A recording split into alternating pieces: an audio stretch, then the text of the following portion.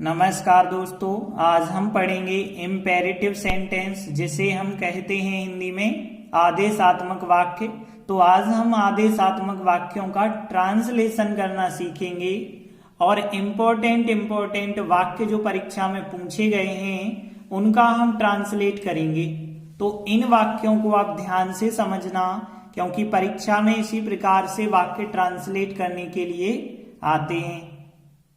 तो अंत तक जो है वीडियो को देखना, ताकि इन प्रकार के कोई भी वाक्य आ जाएं आप आसानी से कर सकें उनका ट्रांसलेट। तो हम शुरू करते हैं। इम्पेरेटिव सेंटेंस, जिसे हम हिंदी में क्या कहते हैं? आज्ञा सूचक वाक्य या आदेशात्मक वाक्य कहते हैं। अब ये क्या होते हैं? ऐसे वाक्य जिनमें आदेश दिया जाए, प्रार्थना की जाए या सलाह देते हुए कोई काम करने के लिए कहा जाता है, वो कहलाते हैं इम्पेरेटिव सेंटेंस। जैसे हमने कहा स्कूल जाओ, तो हमने ये आदेश दिया। हमने कहा कि कृपया मुझे पानी दे दो, तो इसका मतलब है हमने प्रार्थना की। हमने कहा तुम जल्दी उठो, तो इसका मतलब है हमने आपको सलाह दी। तो जिनमें आदेश, प्रार्थना या सलाह देते हुए कोई काम करने के लिए कहा जाए, वो इम्पेरेटिव सेंटेंस कहलाते हैं। अब देखिए, इम्पेरेटिव सेंटेंस को हम कैसे ट्रांसलेट करते हैं, तो ध्यान देना उनका स्ट्रक्चर क्या होता है। तो नॉर्मली उनका स्ट्रक्चर ये है, शुरुआत में आप लिखो फर्स्ट फॉर्म, फिर लिख दो ऑब्जेक्ट, और जो भी एक्स्ट्रा वर्ड हो वो लिख दो। लेकिन यदि वाक्य नेगेटिव हो, हमने कहा ऐसा मत करो, तो पहले आप डोंट लिखो, फिर फर्स्ट फॉर्म, फिर ऑब्जेक्ट लिखो। लेकिन यदि हमने कहा ऐसा काम कभी मत करो, नेवर, तो नेवर आप शुरुआत में लिखेंगे। और हमने कहा हमेशा ऐसा काम करो, तो नेवर या ऑलवेज जो भी वाक्य में आ रहा है उसे आप शुरुआत में लिखोगे, फिर फर्स्ट फॉर्म, फिर ऑब्जेक्ट लिखोगे। लेकिन हमने कहा कृपया ऐसा काम कर दीजिए, तो प्लीज लगा के फर्स्ट फॉर्म फिर ऑब्जेक्ट लिखेंगे। तो इस प्रकार से हम ट्रांसलेट करेंगे। जैसे एग्जाम्पल देखते हैं, मुझे अपनी कॉपी दिखाओ। तो देखिए यहाँ पे ये क्या है? आदेशात्मक वाक्य, क्योंकि आपसे ऐसा करने के लिए कहा गया है। तो सबसे पहले आपको क्या लिखना होता है? फर्स्ट फॉर्म, फिर बाद में लिखते हैं ऑब्जेक्ट। तो देखिए यहाँ पे क्रिया हो रही है दिखाने की। दिखाना को क्या कहते हैं? शो कहते हैं। शो का मतलब होता है दिखाना। देखिए, देखना अलग है, दिखाना अलग है। दिखाना के लिए शो कहा जाता है, और बाकी बचा होगा ऑब्जेक्ट। क्रिया हमें पहले लिखनी है, वो भी फर्स्ट फॉर्म। फिर क्या बचा? मुझे अपनी कॉपी। तो देखिए, मुझे के लिए क्या कहते हैं? मी कहते हैं। और फिर अपनी कॉपी, तो देखिए कॉपी को नोटबुक कहा जाता है। लेकिन अपनी के लिए क्या कहेंगे? देखिए, आपसे ये बात कही जा रही है, तो आप मतलब यू, और यू का अपना क्या होता है? यवर होता है। तो यहाँ पे यवर, और फिर कॉपी को क्या कहते हैं? नोटबुक कहते हैं। तो इस प्रकार से आंसर बन जाएगा शो मी योर नोटबुक, मतलब मुझे अपनी कॉपी दिखाओ। अगला वाक्य देखिए, अपना समय बर्बाद मत करो। मत का मतलब होता है नहीं, और यहाँ पे नहीं के लिए हम डोंट फर्स्ट फॉर्म और ऑब्जेक्ट का इस्तेमाल करते हैं। तो यहाँ पे पहले हमें क्या लिखना पड़ेगा? डोंट, और डोंट के बाद अब हम लिखेंगे फर्स्ट फॉर्म। तो फर्स्ट फॉर्म क्रिया कौन सी हो रही है? बर्बाद करना।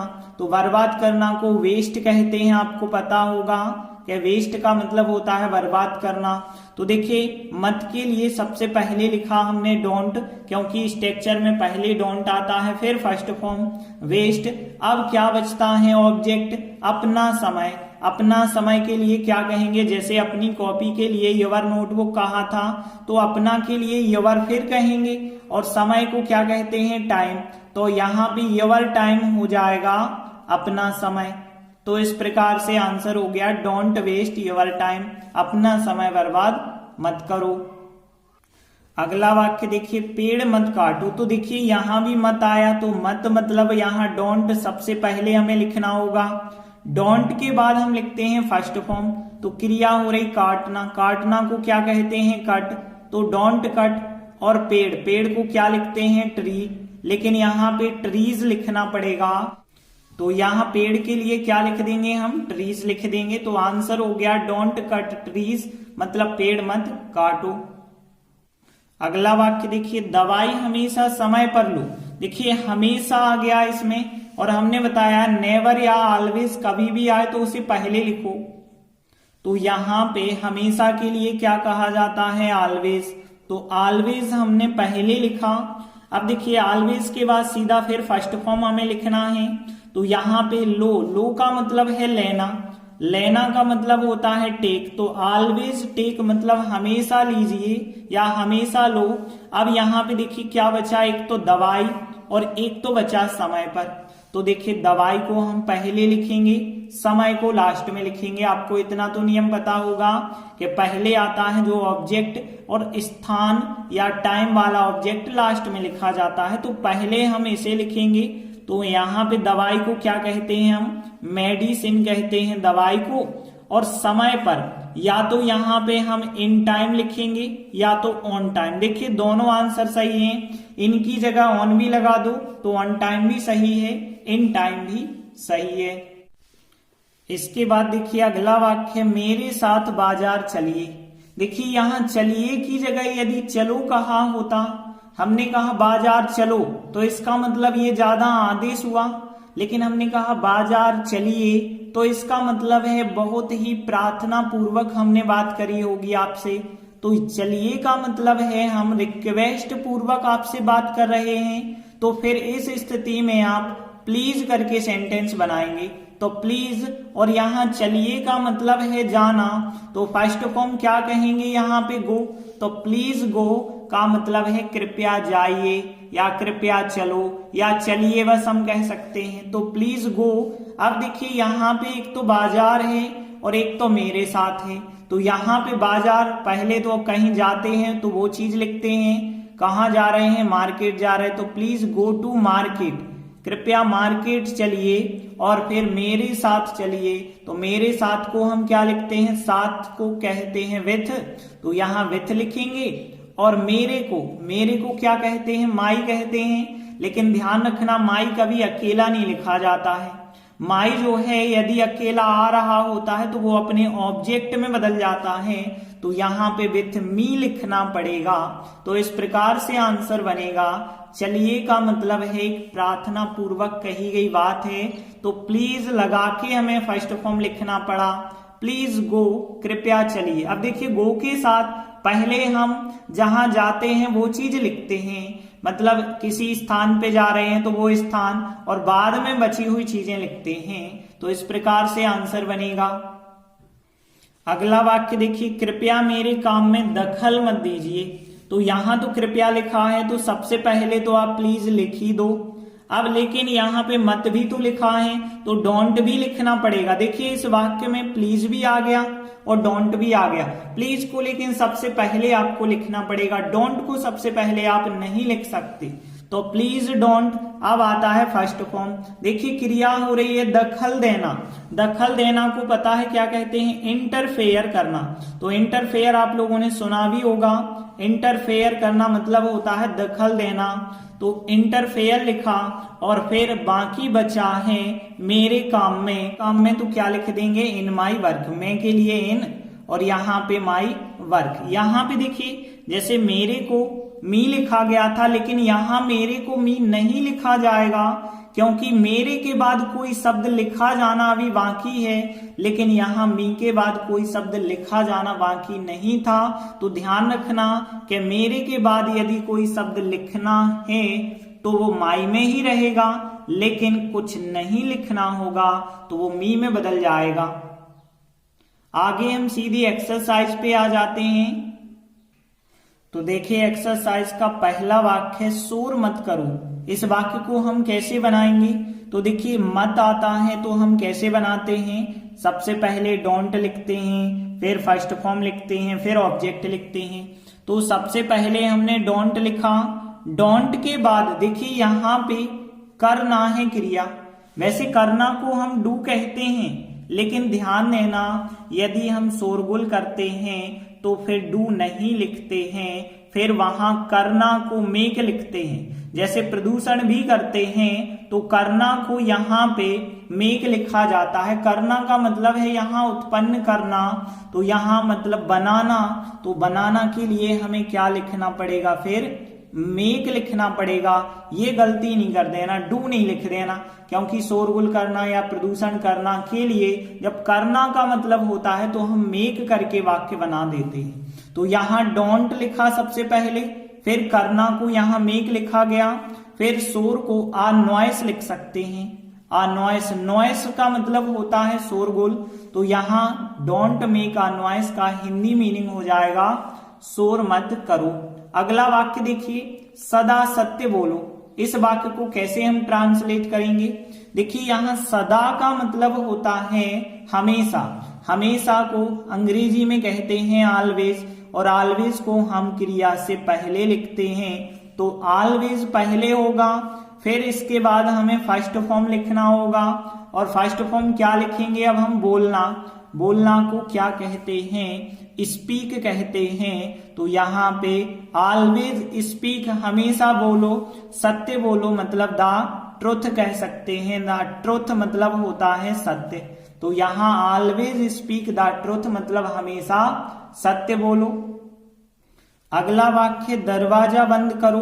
तो देखिए यहाँ बंद करना को शट कहते हैं, या फिर क्लोज भी आप लिख सकते हैं। तो पहले हमें लिखना पड़ता है फर्स्ट फॉर्म, फिर होता है ऑब्जेक्ट, क्योंकि डोंट ऑलवेज तो आप लगा नहीं रहे हैं। तो पहले हमने बंद करना को लिखा शट, और फिर शट द डोर, या गेट भी आप लिख सकते हैं यहाँ, शट द डोर।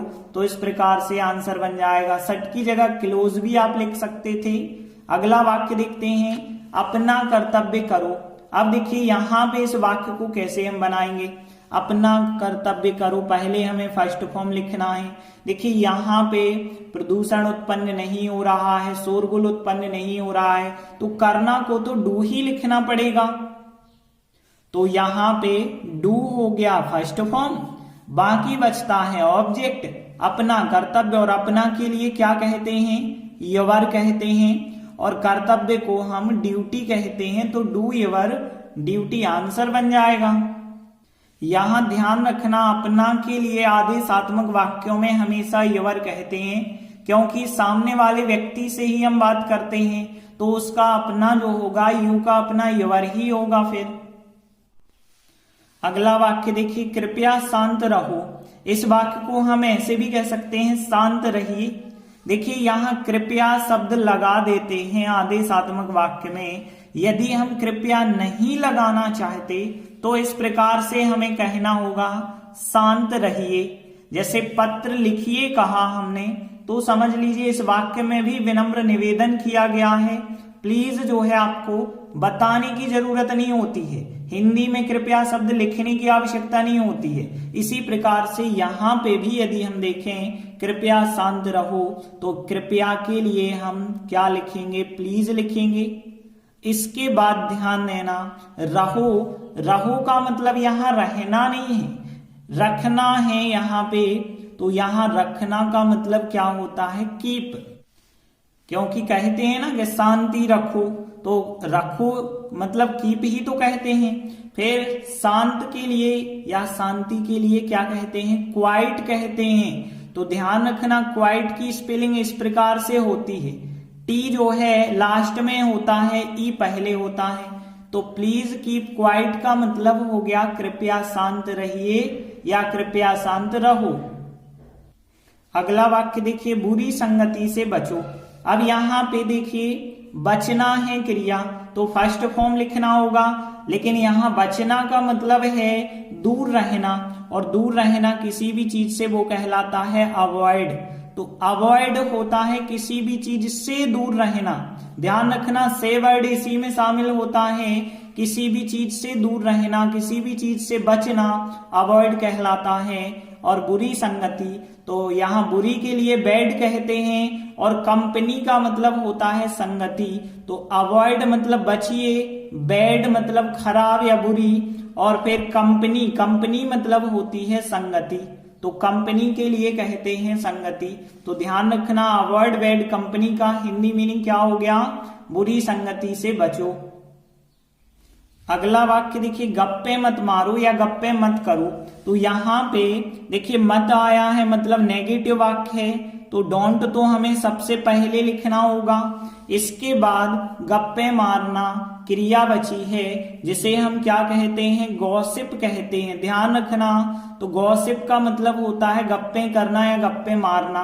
तो यहाँ नेगेटिव है इसलिए डोंट, फिर बाकी पूरी क्रिया बची गप्पे मारना, जिसे हम क्या कहते हैं, गॉसिप।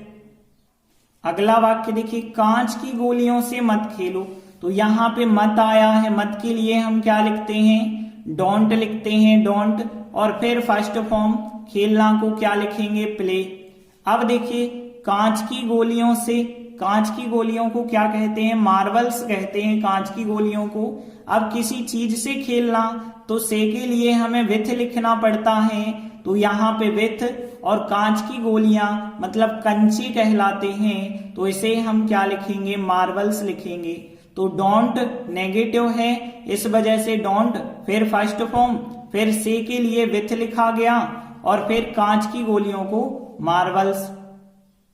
इसके बाद अगला वाक्य, मेरी सहायता कीजिए या कृपया मेरी सहायता करो। देखिए हमने यही बताया था ना, कृपया जब हम जोड़ते हैं तो आदेशात्मक वाक्य जैसा यहाँ बनाते हैं, लेकिन यहाँ पे जब कृपया नहीं होता है तो फिर करो नहीं कहेंगे, कीजिए, मेरी सहायता कीजिए। मतलब यहाँ पे आप बहुत विनम्र होके बात कर रहे हैं, और जब विनम्र होके बात करते हैं तो प्लीज का प्रयोग हम सबसे पहले कर देते हैं, प्लीज। इसके बाद हम फर्स्ट फॉर्म सहायता करना, सहायता करना को हेल्प कहते हैं।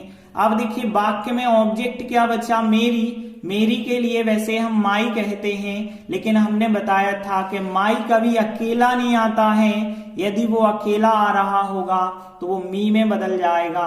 तो आंसर हो गया प्लीज हेल्प मी। अगला वाक्य देखिए, कभी झूठ मत बोलो। देखिए यहाँ पे कभी मत लिखा है, और कभी मत या कभी नहीं को हम नेवर कहते हैं, और ऑलवेज नेवर दो ऐसे शब्द होते हैं जिनको हम क्रिया से पहले लिखते हैं। तो नेवर हो गया सबसे पहले। अब देखिए यहाँ पे बोलना के लिए हम स्पीक भी लिख सकते हैं, लेकिन यहाँ पे ध्यान देना, झूठ बोलना के लिए एक अलग वर्ड है, टेल आ लाई का मतलब होता है झूठ बोलना। तो यहाँ पे हम इस पूरे वर्ड को लिखेंगे, टेल आ लाई का मतलब होता है झूठ बोलना। वैसे हम स्पीक चाहें तो स्पीक भी लिख सकते हैं बोलना के लिए, और झूठ को लाई लिख सकते हैं, लेकिन टेल आ लाई इकट्ठा वर्ड चलता है झूठ बोलना के लिए, तो हमने फिर टेल आ लाई लिख दिया। अगला वाक्य, मुझे परेशान मत करो। देखिए मत आया है, मतलब डोंट सबसे पहले आपको लिखना पड़ेगा, डोंट। डोंट के बाद हम फर्स्ट फॉर्म लिखेंगे, परेशान करना। परेशान करना को हम क्या कहते हैं, डिस्टर्ब कहते हैं। तो डोंट डिस्टर्ब। अब बचता है ऑब्जेक्ट मुझे। मुझे के लिए क्या कहा जाता है, मी कहा जाता है। तो डोंट डिस्टर्ब मी का मतलब मुझे परेशान मत करो। तो इस प्रकार हमारी एक्सरसाइज यहीं समाप्त होती है। हम आशा करते हैं कि आपको इंपेरेटिव सेंटेंस का ट्रांसलेट कैसे करते हैं, हिंदी से अंग्रेजी में कैसे बनाते हैं, सब समझ में आ गया होगा। फिर भी कोई समस्या है तो आप हमें कमेंट करके जरूर बताएं। धन्यवाद।